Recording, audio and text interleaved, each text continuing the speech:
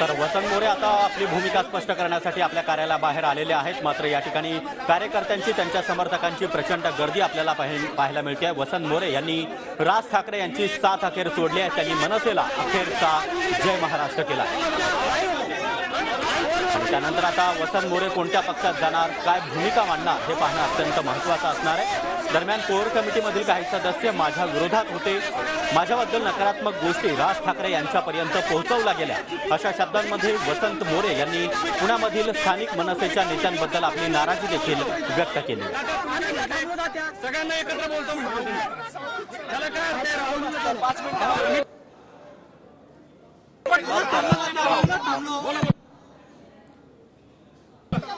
तर वसंत मोरे यांनी पक्षाचा राजीनामा देण्यापूर्वी अशा प्रकारे राज ठाकरे यांच्या प्रतिमेसमोर दंडवत घातला आणि पक्षाच्या सदस्यत्व पदाचा मी आता राजीनामा दिला। इथून मागे दरवेळेस मागच्या वेळेस सुद्धा ज्या वेळेस मी भूमिका घेतली होती त्यावेळेस माझ्यावरती कारवाई झाली। आता सुद्धा माझी जी भूमिका आहे ही पक्ष हितासाठीच होती आणि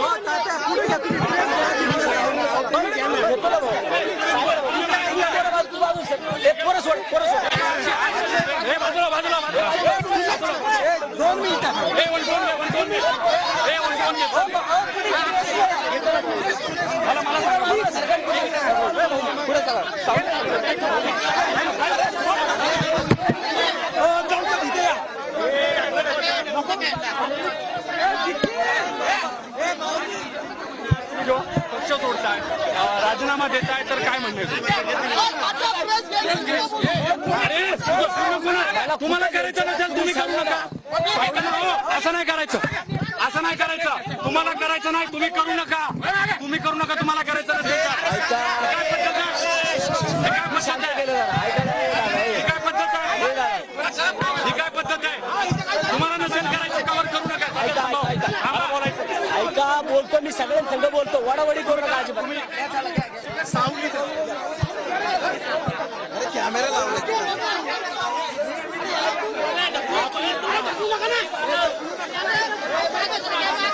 सावलीमध्ये घ्या सगळी पोरं बाजूला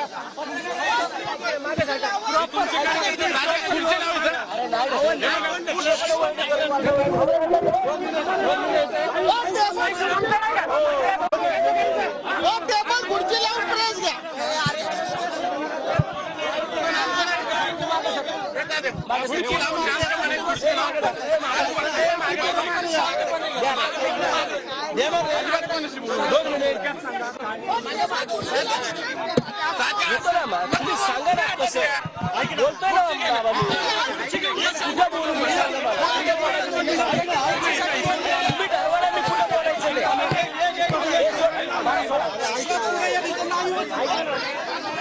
कुठं बोलू 2 मिनिटं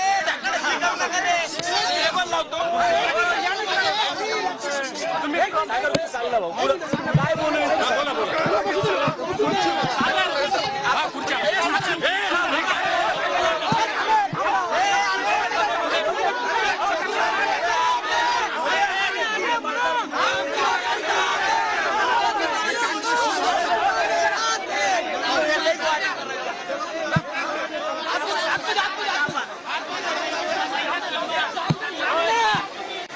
तर वसंत मोरे यांनी आता आपली काही वेळातच ते आपली भूमिका स्पष्ट करणार आहेत। मात्र वसंत मोरे यांच्या कार्यालयाबाहेर आपण पाहतोय की त्यांच्या समर्थकांची कार्यकर्त्यांची प्रचंड गर्दी झालेली आहे। वसंत मोरे यांनी आता मनसे अध्यक्ष राज ठाकरे यांची साथ सोडली आहे। मनसेला त्यांनी अखेरचा जय महाराष्ट्र केला।